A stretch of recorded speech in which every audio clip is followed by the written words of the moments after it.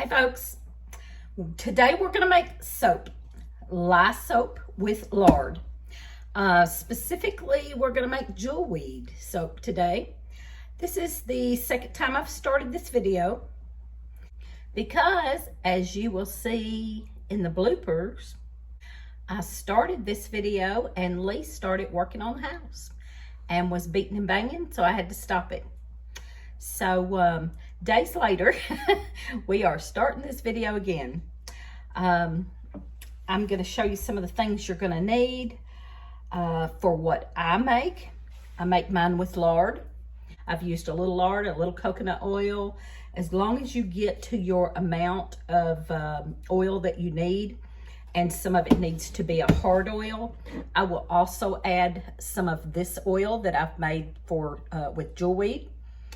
You can use any different thing that you know, calendula, any different thing that you can make an oil out of. This oil was made by steeping the Jewelweed in grapeseed oil or avocado oil. I don't remember which one I used. One of those two. I steeped this in for a long time. This has been about a year. So it's going to be good and strong, but you don't have to wait a year. You can wait, you know, at least 30 days, or you can heat it up and warm your oil and let it soak in your warmed oil, maybe in a crock pot or something overnight. And that will do it also. I don't like to do that because I like mine stronger, and this is going to be good and strong because it's been soaking for a year. So I also have my lye. I also have a candy thermometer. I'm so late on doing this video because I broke my other one and then cut my finger, and it was a mess. So I had to go get a new candy thermometer. I also have a little blender, the little hand blender. Gloves, you will need gloves. Some people put on safety glasses. I don't, because I have regular glasses. But it's probably a good idea to put on safety glasses because you wouldn't want to splash this in your eyes. But if you did splash it, you don't want to splash in your eye, but if you splash it on your skin, all you have to do is rinse that off pretty quick. You can also use a little vinegar on it to neutralize it. It's not gonna just eat your skin like that before you can get it wiped off. Now, if you splash it on you and you don't get that washed off, it will eat through your clothes after a little bit of time, not immediately. So it's not that dangerous that it's gonna eat your skin off if you spill it on you. You don't want it to stay on your skin for very long or on your clothes. I usually take my clothes and wash them immediately after I get done making soap. You could wear an apron. Any towels that you use, you'll want to get those in the wash as soon as you get done because it will eat through natural materials. Now, like I said, one more time, it is not going to eat your skin off immediately. If you get it on your skin, you just wash good. You can pour a little vinegar on that to neutralize it. It's not going to hurt you. The fumes. There are fumes. Right before I mix my lye, I will turn on the vent and maybe crack the window because the fumes can get to you too. So you do want to have good ventilation so that you don't get those fumes. I always keep some plastic utensils to use, measuring spoons, measuring cup. And right here in my pot, I have already put some of my lard in. So that is because I had already started this soap making process and got interrupted and had to stop. And like I said, you might see that in the bloopers at the end. So, all right, so first off, one more thing, and did I say scale? I think I did. I have a cheat note. I only do this once or twice a year, so I don't remember the measurements or the temperatures. I don't remember all that, so I have it written down. I keep this in my favorite recipe book so that I can find it quickly and easily when I get ready to, and I need to rewrite this. This is kind of sloppy, but I usually do a double batch of this. It is 8 ounces of water, 22 ounces of coconut oil or fat, 2.8 ounces of the lye. That's all of that is why you need your scale for your measure your lye. Stainless steel pot, no aluminum. Soap molds, I have those on the table over behind me. I use the silicone. You can use whatever you like. We're going to melt the oil to, that's this oil right here. I'm going to turn that down and melt that slowly to 100 or 120, somewhere between 100 and 120, not over 120. Okay, so I'm gonna put these directions in the description of this video. So if you want these directions, you can look in the description of this video, copy those and paste them over on a document and get that printed out or handwrite it out like I did and save that. I always wanted to do the Lye soap, but I was scared of it too. And I saw Living on a Dime. She has shown several videos of her making Lye soap, and she does a wonderful job, and she calmed all my fears, and I was able to do this. So you can too. So the first thing I'm gonna do is get my oil melted down to, this is just my lard. So I'm gonna melt my lard down. I need 22 ounces of that. So I will melt some of that down. Now you can add some other oils in here if you want to. And sometimes I do. I usually put a little coconut oil. And I'm gonna add some of this to make up the difference. So you will have to include this in your lard oil. I don't want this heated very much. So I'm gonna get my lard melted down first. It does have to get to 100. I'm going to try to keep it right about 100 so I don't use any of lose any medicinal value of my jewelweed. So we're going to let that heat up. I will have to, it is already melted. I'm going to turn that way down.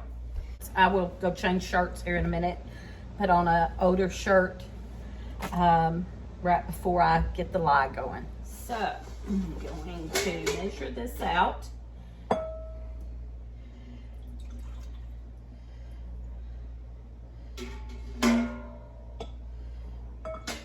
Okay, I have 18 ounces of lard. I'm going to add 4 ounces of the jewelweed oil in here. There we go. And I'm going to use the rest of this oil and make a salve.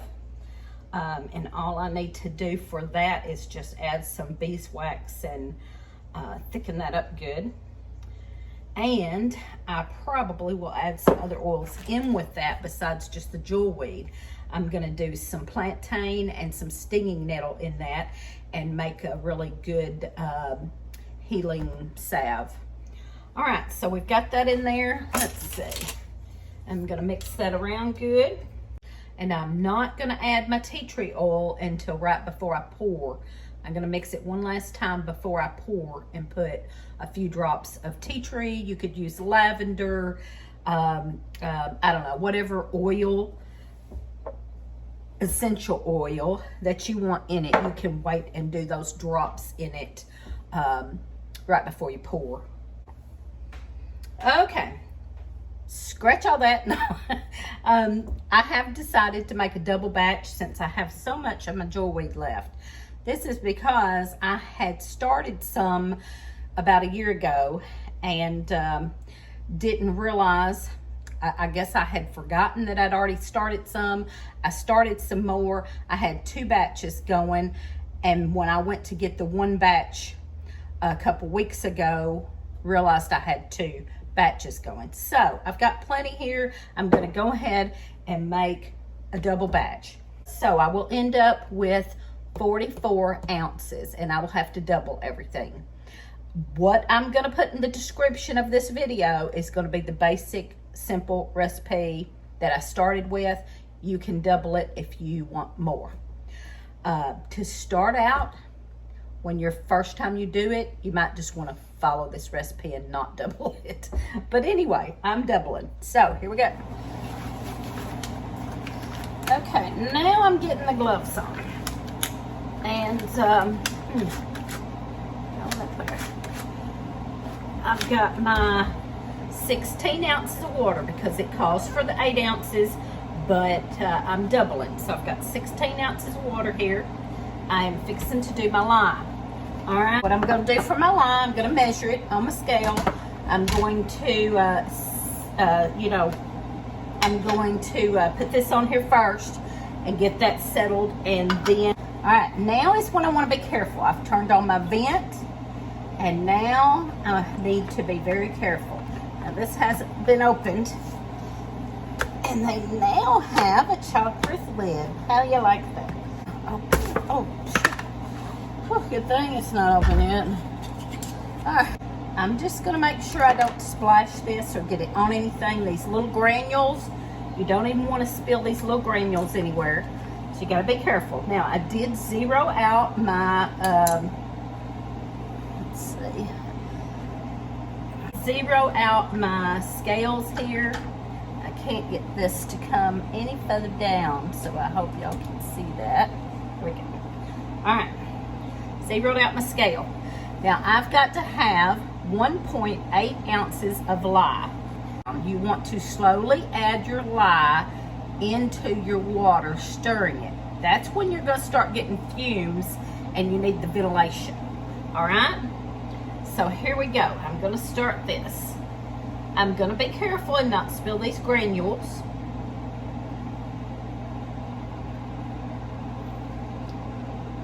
But just in case you do, you will wipe up afterwards with a towel, paper towels or towel. If you use a towel, you definitely want to throw that in the wash when you get done, or throw it away. Probably be best to use an old rag and throw it away. I always just throw everything in the washer as soon as I get done. But maybe if you had an old rag. So you can go to whatever 5.6, or you can clear this off and go to 2.8 again, which is what I usually do. That's it. All right. Now I'm going to safely put this plastic spoon over here and throw it away in a little bit. I'm going to put it right there on something, and in a little bit I'll get that thrown away. I'm going to go ahead and lid my lime so I don't have to worry about that.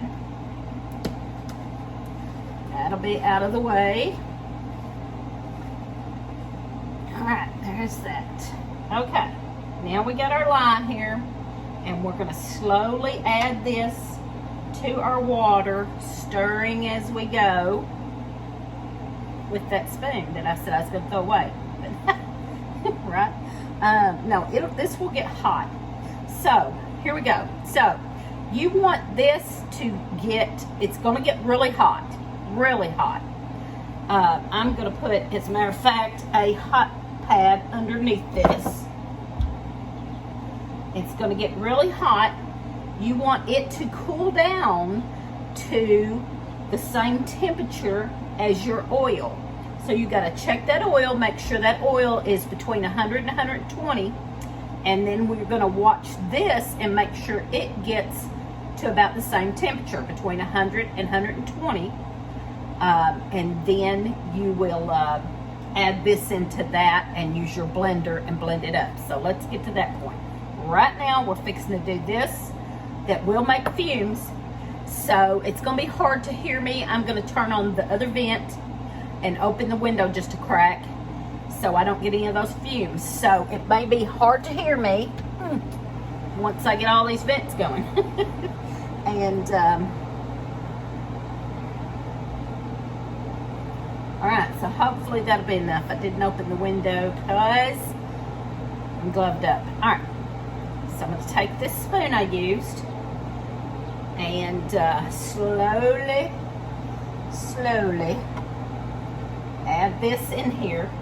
I'm trying not to spill any crystals, but if I do, I get them wiped up quick. Can't get a hold of that good. Alright, here you go. Slowly add your lye to your water, stirring as you go. Now that's going to get hot. hot, hot. And you got to stir that down in there because it kind of sticks to the bottom a little bit. And this is when you want to be careful, and this is when you don't want to splash this everywhere. And as soon as you get it done, you want to, yep, that's getting good and hot. I'm going to stir that, get that all mixed and melted, and I don't want those fumes. And this needs to go over here in a secure spot because it's got the crystals on it. I'll have to wash that out good in just a minute. So now we got to watch the, okay, I have just a little soap in this bowl. That's not a good thing, but I'm hoping it won't hurt anything. It's foaming up a little bit because this bowl had a little bit of oil in it. I said soap, oil. I should have cleaned that out good before I done this. All right, so sue me. Okay.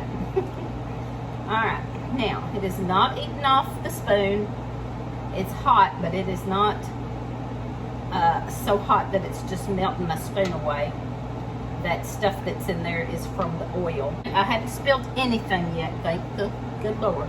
All right, so now let's check the temperature over here. Make sure it is a little over 100, so that's fine. I'm going to put all this back in this pan, the bigger pan, and I'm going to start checking the lye and water and getting it down to the same temperature as that. Now, what you can do, you can cool it down faster, you know, whatever. I don't like to because I don't like to move it around. I'm just going to keep stirring until I get it down. Stirring, it'll kind of aerate it and maybe get it down faster.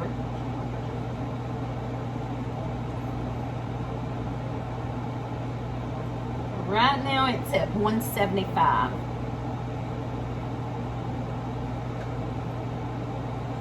I'm going to stir that until it gets down to about 120. I'm going to put the lye mixture in here first when it gets to about 120. Then I'll mix my oils in there slowly and mix that up good. And then I will use my blender to start mixing it and thickening it. And when it starts to thicken, then we will pour it in our molds, okay? It'll thicken just a little. You don't need it to thicken a whole lot. You know, kind of a thick gravy mixture. You'll know on your blender.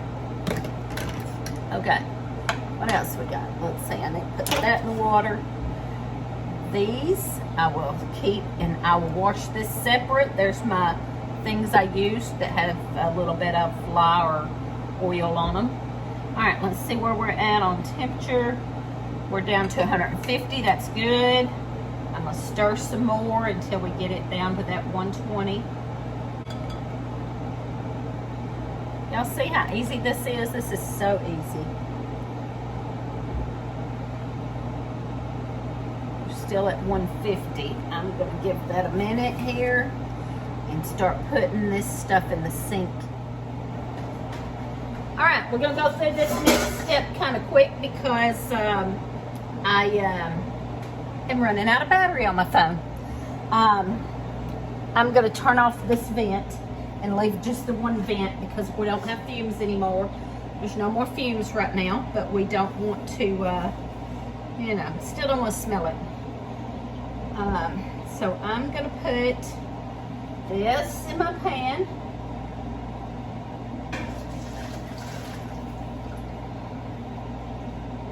You don't want to splash this. This is your lye mixture. You don't want to splash that. And I'm going to get it right over to the sink. All right, that's over there.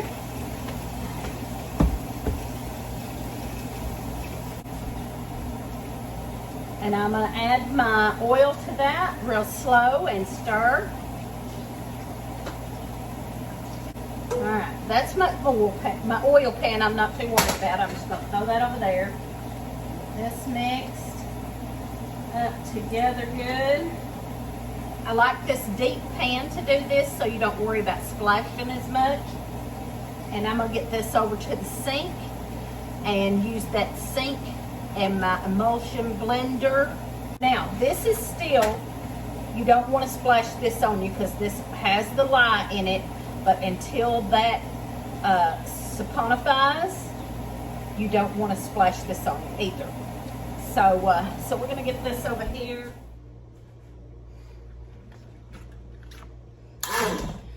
Okay, now we're gonna use this emulsion blender and blend this up until it's thick. Now is when I need to add my tea tree oil or whatever essential oil drops you want to add. I'm going to add just a little bit of tea tree oil in that. I added about maybe 10 drops, maybe, probably not that much. All right, now you don't want to get this on you either, so you got to be careful.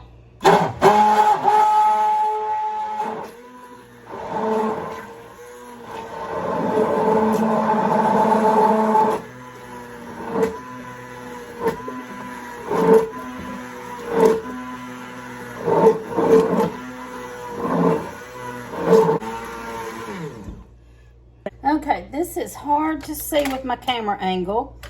I'm trying to, all right, there we go. I'm gonna show you.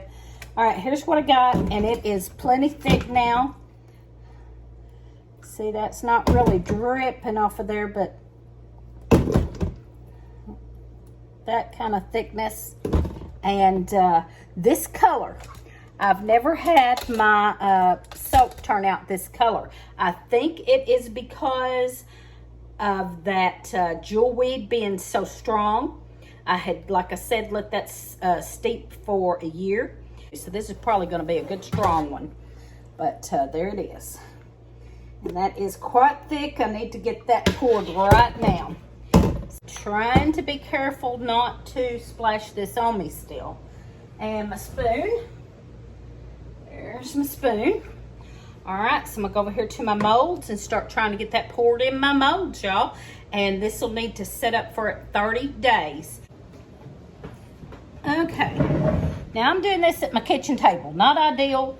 Ideally, you would have a specific spot to do this, or an outdoor kitchen or something to do this in. And this is a little thicker than it has to be to pour in these molds. So, but we're going to get this started. If you splash any of this on your table, you will definitely want to get it off. That's why I said it'd be a good idea to do this in an outdoor kitchen or something like that. But as long as you get it wiped up pretty quick, you're fine. Mostly my soaps usually turn out dark green or even yellowish, but this is turning out quite brown, and that's okay with me. They don't have to be pretty as long as they do the job I want them to do. Let's see. I think. All right, and what I'm going to do is set that down, and I'm going to take my knife. Let's see, let me get you a little closer. I don't know if I can. All right. I'm going to take my knife, hopefully you can see this, and go around the edges there. This is just a little plastic knife. I'm going to go around the edges of this and smooth this in there good. Make sure I've got the air bubbles out and make sure it goes all the way to all the corners there. And you can do any mold you want. I've got some round ones here, but I don't know how much more I'm going to have that's going to take round ones. We'll see. But you definitely want these to set for at least 30 days. They have to set up for 30 days when you do this kind of soap. So I'm a little late making this because by the time I get this done, my summer will be almost over, and I will have already probably gotten into some poison ivy. This soap, I didn't even say that, I don't think. This soap is made with Jewelweed. It is great for any itchies. If you get out in the weeds pulling or out in the woods, you come wash with this soap and you won't get the poison ivy, poison oak, poison sumac, and it also helps with any of the itchy things.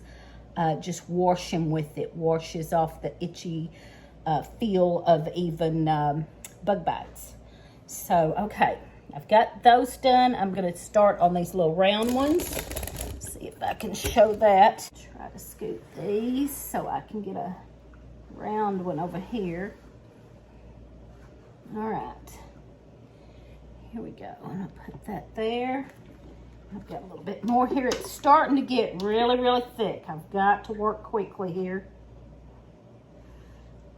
It really is starting to get thick now. I got just a little bit on my table there, and I have this wooden table that I'm going to have to get that off of pretty quick here in a minute when I get done. And I will take this pan straight over to the sink and get it washed out good. So, you know, my point is, as long as you get this washed up good quick, and especially use a little vinegar, baby, the vinegar neutralizes it, and you can get this washed up quick and get it neutralized with some vinegar, and you will be fine. It is not scary. It is not difficult. And unless you breathe the fumes, would be the worst thing as far as dangerous. All right, I've got to get my knife and get it around in these. Get the bubbles out of these and get them smoothed out. And that's it. We'll be done, y'all. You can use this method for any soap you want to make. Put anything you want in it. You could even just do it and make smelly good soap. You could do this and put lavender or anything you wanted in it, or just the tea tree. I have done a soap that I sold that had tea tree and calendula, and I sold that soap at some events and farmers markets and events and things. And here we go. All right, so there you go. I don't make them perfect or pretty, but there you go. They will work. They will fight the itchies and the poison ivy and all that stuff. And every time I come in from the woods or pulling weeds, I will come in and wash up with this soap. And I used to get poison ivy every year. And for the past 3 years that I've been making this soap, I have not gotten it. Knock on wood, I mean. But this year I was a little late getting made. So I'm hoping that, and I ran out. I ran completely out, and I'm getting this made late. So I'm hoping that I don't get it this year anyways.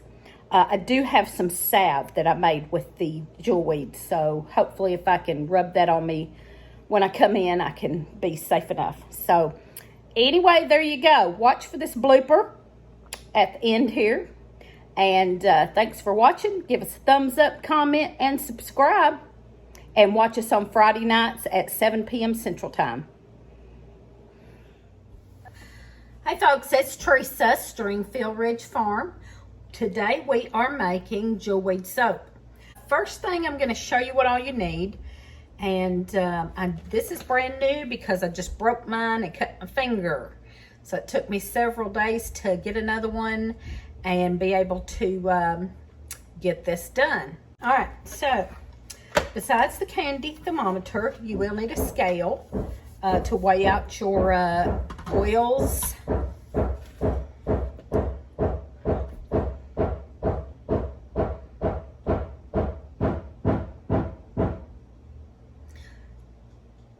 You will need a scale to weigh out your oils and your lye.